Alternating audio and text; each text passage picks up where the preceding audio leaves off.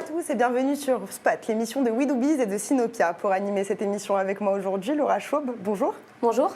Alors Laura, aujourd'hui on va parler de la lutte contre la cybercontrefaçon. En effet, de plus en plus d'entreprises subissent ce fléau.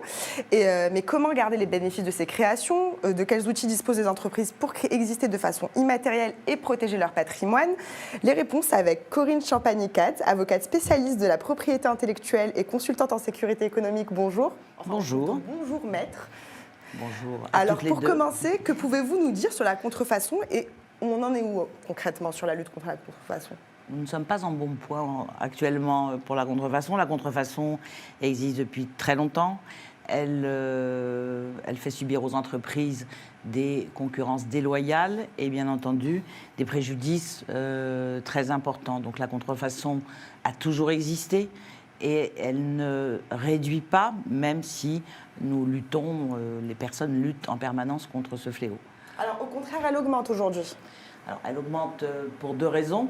La première, c'est de façon arithmétique, le commerce physique a été doublé par le commerce cyber, dit virtuel, et il n'est pas qu'alimenté par la contrefaçon, mais il a doublé l'enjeu des contrefacteurs, et en plus, il a créé par la cyber le fait qu'il y a une espèce d'impunité supplémentaire par les SAS organisés parmi les opérateurs qui disposent de sites de SAS de secrets pour qu'on ne puisse pas les atteindre juridiquement et judiciairement. Donc cette cyber-contrefaçon permet aux produits et aux services contrefaisants de mieux cyber-circuler, de mieux cyber-exister. C'est plus facile de créer un site que de créer une boutique physique, qu'elle soit de services ou de produits.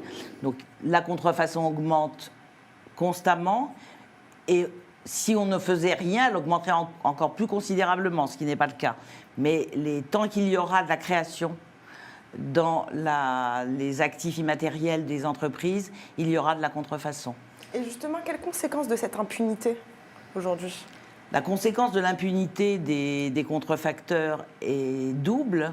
L'impunité en général des fraudeurs, des délinquants, voire des criminels, bien entendu, je n'apprendrai rien à personne en disant que l'impunité permet aux délinquants de récidiver puisqu'ils sont impunis. On entend ça tous les jours dans tous les faits de société et de politique et d'actualité. Et surtout, le second aspect, c'est l'appauvrissement des entreprises qui sont copiées. L'actif immatériel est une richesse de l'entreprise. Si dès lors qu'un droit de propriété intellectuelle, que ce soit un produit, une marque, un brevet, un droit d'auteur ou même un contenu informationnel est copié, cela appauvrit consécutivement et quasi obligatoirement l'entreprise. Et comment intervient le droit de la propriété intellectuelle justement dans ce contexte-là? Alors il intervient bien pour répondre de façon très primaire à votre question, mais plus sérieusement, la propriété intellectuelle est un outil juridique qui prévoit la protection de toutes les créations nées dans l'entreprise par l'entrepreneur et bien entendu les salariés. Et elle permet, si on veut bien s'en préoccuper, elle permet d'anticiper sur les actes de contrefaçon qui peuvent naître à tout moment. Et les outils juridiques, ils sont suffisants aujourd'hui pour cette protection? Alors, les outils juridiques sont suffisants en France et en Europe. Nous disposons d'un arsenal législatif très important. Nous sommes l'un des pays au monde qui dispose vraiment d'un arsenal législatif très important. La réponse judiciaire est une autre phase de ma réponse, en tout cas. Et j'ai coutume de dire que le droit est une boîte à outils. Donc, dans cette boîte à outils, nous pouvons y puiser tous les outils nécessaires à l'appropriation et à la protection des droits de propriété intellectuelle. Il faut bien que le chef d'entreprise ait conscience, et je suis très attachée à cette posture, qu'il s'approprie ce qu'il crée, ce qui n'est pas le cas de toutes les entreprises, et ensuite adopter une posture, et en même temps adopter une posture qui est liée à la sécurité économique, qui est liée à ce qu'on appelle aussi l'intelligence économique, de préserver de considérer qu'il produit des richesses déjà, parce que tous n'en ont pas conscience, et de considérer que dès lors qu'il produit des richesses, il doit, je l'ai déjà dit, se les approprier et les protéger, mais pas seulement par la propriété intellectuelle qui est indispensable, mais aussi par le champ contractuel qu'il doit opérer en amont de l'entreprise. Et ensuite, vous pouvez nous donner un exemple? Un exemple. Ce que je peux dire concrètement, c'est que le chef d'entreprise, la plupart d'entre eux, quelle que soit la taille de l'entreprise, quelle que soit aussi surtout l'activité de l'entreprise, a coutume de privilégier l'aval, le circuit aval de l'entreprise au circuit amont. Mon sujet est l'amont. L'aval, c'est quoi? C'est je crée quelque chose, un produit ou un service, je fais la promotion de ce produit ou ce service, je le vends, je le fabrique, je le livre, je le facture. Tout ça, ils ont besoin de personne, enfin en tout cas pas de moi, pour opérer ce genre ce type de déroulement des process. En revanche, en amont, comme exemple, quand quelqu'un veut déposer une marque, par exemple, un chef d'entreprise, moi j'ai coutume de voir que dépose les marques en disant c'est ça que je veux. Ah oui, mais la marque est le monopole par excellence dans les droits de propriété intellectuelle, et la marque est le socle fondamental de la vie immatérielle de l'entreprise. Donc, l'appropriation et la valorisation des actifs immatériels passent obligatoirement par la prise de conscience de la création de richesses dans l'entreprise, leur appropriation et un choix délibéré des bons outils de propriété intellectuelle pour bâtir une espèce de forteresse qui sera... Tout est attaquable, évidemment, mais tout n'est pas forcément fragile. Donc cette vulnérabilité, on la fait quasiment disparaître dès lors qu'on a conscience qu'il faut protéger ses propres richesses. Et est-ce qu'il y a d'autres outils, hors les outils juridiques, qui peuvent être à la disposition du dirigeant, justement, pour protéger ? Les outils, ce sont la posture, encore une fois, du dirigeant, qu'il doit, la plupart des chefs d'entreprise et de leurs collaborateurs, se soucient peu souvent de faire des écrits. Ils conviennent de choses avec des partenaires, des tiers à l'entreprise. Et alors, je ne vais pas aller jusqu'à on se serre la main, parce que ce temps-là est malheureusement fini, mais on n'écrit jamais rien.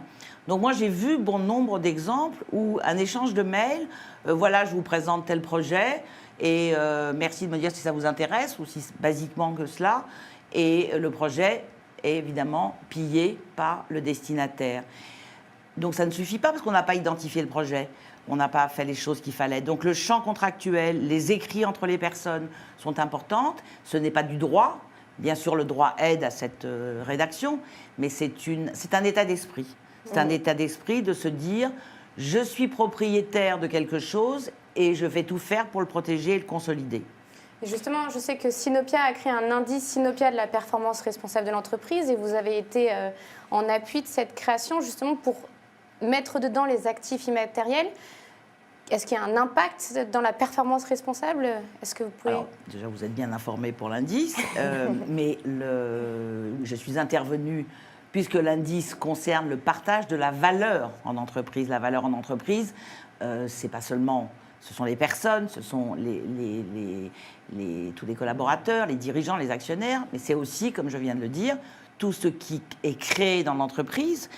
Donc je suis intervenue pour les critères, parmi les 24 critères que comporte l'indice, je suis intervenue pour établir les critères relatifs à la propriété intellectuelle, pour responsabiliser les dirigeants, les chefs d'entreprise ou les chefs de service de telle ou telle activité, ainsi que les salariés, parce que dans le champ contractuel des contrats de salariés, il faut aussi prévoir les droits de propriété intellectuelle. Donc je suis intervenue, oui, pour établir ces critères auxquels le chef d'entreprise doit s'attacher, à respecter. Et justement, comment faire face à cette contrefaçon quand elle est internationale? C'est-à-dire que quand c'était des entreprises qui volent ces actifs immatériels, est-ce que le droit judiciaire et les outils juridiques français sont suffisants? Et est-ce qu'il y a vraiment en fait est-ce que les autres pouvoirs en place des autres pays s'accordent justement sur ces questions? Alors, il y a 3 questions dans votre question. Exactement. Vous pouvez nous faire une très longue réponse. La première réponse est qu'aujourd'hui, quasi tous les dossiers sont transnationaux. Il n'y a plus il existe qu'un dossier puisse concerne qu'un seul territoire. Mais comme les sites sont à peu près partout, la cyber-contrefaçon sévit depuis l'autre côté de la planète. Il existe des stratégies judiciaires qu'on appelle des compétences territoriales pour pouvoir exciper de ces compétences territoriales un lieu judiciaire qui va, disons, convenir à la victime, c'est-à-dire à l'entreprise copiée, et qui va essayer d'abîmer un peu la malhonnêteté du contrefacteur par une condamnation peut-être seulement dans un ou plusieurs pays, et de toute façon les jugements mondiaux, ça n'existe pas. Et dès lors, c'est le début de quelque chose, et de toute façon, quelqu'un qui est attaqué devant une juridiction quelle qu'elle soit n'apprécie pas cette... Oui, bien sûr, mais est-ce que c'est efficace? Est-ce que les actions sont efficaces aujourd'hui? Même si elles ne sont pas, rien n'est efficace à 100%. Ce qui est le moins efficace, c'est de ne rien faire. Le plus efficace, c'est de ne pas jamais se dire je ne vais pas attaquer parce que ça coûte de l'argent, parce que ça coûte du temps, parce que ça coûte de l'énergie. Parce que dès lors qu'on laisse faire quelque chose, c'est augmenté ensuite par le ou les contrefacteurs, dès lors qu'ils pensent non, mais ils ne s'occupent pas de leurs droits de propriété intellectuelle. Donc, il y a des entreprises, heureusement il y en a, qui sont très conscientes de cela et qui sont en veille permanente et avec lesquelles nous nous signalons mutuellement les cas possibles de contrefaçon et nous mettons en œuvre des stratégies judiciaires qu'on estime pertinentes et fondées. Il ne faut pas attaquer à tout bout de champ et n'importe comment, en choisissant soit les procédures civiles, ce qui est une façon d'attaquer, soit les procédures pénales, ce qui est une autre façon d'attaquer. Donc là, il est question vraiment de stratégie judiciaire. Concrètement, on est sur le plateau 156 de la Maison du Dirigeant. Quels conseils on pourrait donner à ces dirigeants qui occupent cette maison de protéger leur marque, mais d'avoir une sécurité économique en permanence? Quels sont les conseils qu'on pourrait leur donner basiquement? Alors très basiquement, je dirais protéger vos créations aussi bien que vous protégez votre maison. Le droit de propriété en France ou ailleurs est un droit très important pour n'importe quel citoyen. Et alors le droit de la propriété intellectuelle, déjà beaucoup plus abstrait. Eh bien, il n'arriverait pas à l'idée d'une personne qui est propriétaire d'une maison, d'un appartement, que n'importe qui puisse habiter chez lui. La propriété intellectuelle, c'est la même chose. C'est un droit monopolistique pour certains droits, pas tous, mais dès lors qu'on est à l'origine de quelque chose et qu'on peut le prouver, parce que je rappelle que le droit est probatoire, et que dès lors qu'on n'a pas de preuves, qu'on ne dispose pas de preuves, on ne peut rien faire. D'où le conseil que je donne, encore une fois, et je n'aurai de cesse de le faire, c'est cette appropriation et la construction des droits qui correspondent à ce qu'on a créé, est ce droit de propriété.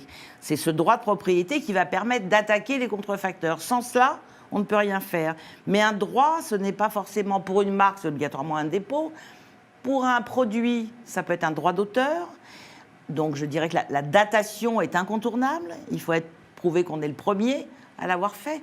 Alors le conseil que je peux donner, c'est de dire qu'on est tous responsables les uns les autres de soi. Et que cette responsabilité individuelle, c'est aussi de se dire, j'ai une entreprise qui crée des richesses, donc je les mets en sécurité, comme je pense à me mettre en sécurité dans ma maison, je mets en place cette sécurité. Il y a tous les outils nécessaires pour faire cela et adopter une posture de valorisation de tous les savoir-faire, de toutes les créations, de tout ce que contient l'humain dans ses capacités à innover et à créer. Voilà les conseils que je donnerais. Et aussi, mais quelles sont les avancées qu'on peut faire dans ce sens? C'est-à-dire que là, vous parliez d'appropriation, etc. Mais est-ce qu'on peut aller encore plus loin aujourd'hui? Alors, il faut aussi savoir se contenter de ce que l'on a. C'est-à-dire que les juridictions, en tout cas françaises aujourd'hui et européennes, ont beaucoup, beaucoup évolué et les magistrats sont très, très spécialisés. Donc, ça n'a pas toujours été le cas.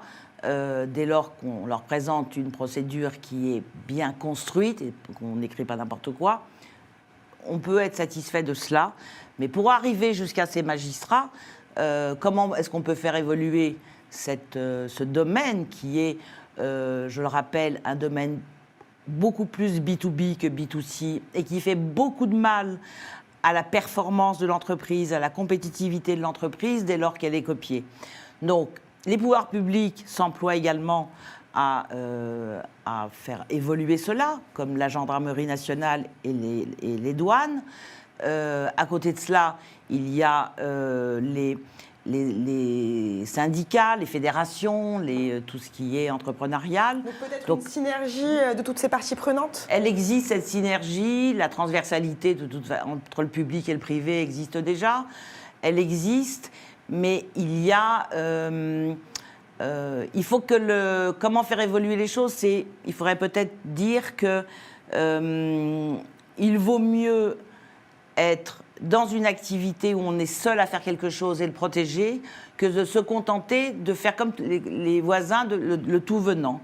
Donc l'évolution, pour moi, mon opinion, c'est de dire que la création, l'unique chose que seul un humain peut faire, doit être encore plus et plus protégée, puisqu'on va vers on y est déjà d'ailleurs, vers une civilisation où tout le monde fait la même chose tout le temps et tout va bien. Donc, ce sont les pays, quand on parle de la France comme pays attractif, parce que la beauté du pays, la beauté de ses villes, et la beauté des savoir-faire, Alors ces savoir-faire, parce que ça c'est une façon un petit peu pas abstraite de le dire, mais ça ne correspond pas à la propriété intellectuelle, mais ça enferme des choses qui correspondent à la propriété intellectuelle. Alors, ce sont des richesses qui sont irremplaçables. Et même si on dit, moi j'ai coutume de dire, vaut mieux être copié qu'ignoré, parce que effectivement, si on n'est pas copié, c'est qu'on n'intéresse personne. C'est preuve de succès aussi. Voilà. Mais il y a des limites aux choses.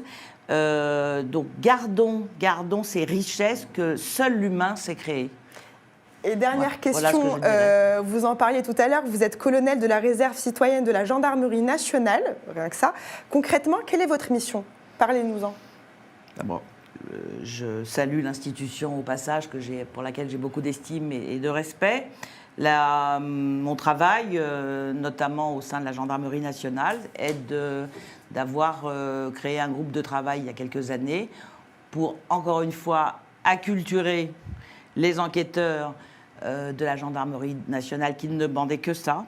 La gendarmerie présente des enquêteurs de très bonne qualité et j'ai fait un travail avec d'autres personnes qui permet d'accompagner la gendarmerie nationale dans ce but qui est parce que c'est tout à fait son travail, d'arrêter les délinquants et les criminels. Je rappelle au passage que la contrefaçon finance, bien entendu, la concurrence déloyale, mais aussi le blanchiment d'argent et le terrorisme. Je ferme la parenthèse. Et au sein de la gendarmerie nationale, cette transversalité toujours entre la société civile et les pouvoirs publics qui permet de faire avancer les solutions d'un sujet ensemble et que tout le monde soit à peu près à même niveau d'acculturation. Merci Maître pour votre intervention. Merci à vous. Merci Laura d'avoir été avec nous. On se retrouve très bientôt et nous on se retrouve très bientôt le mois prochain pour un nouveau spot. Au revoir.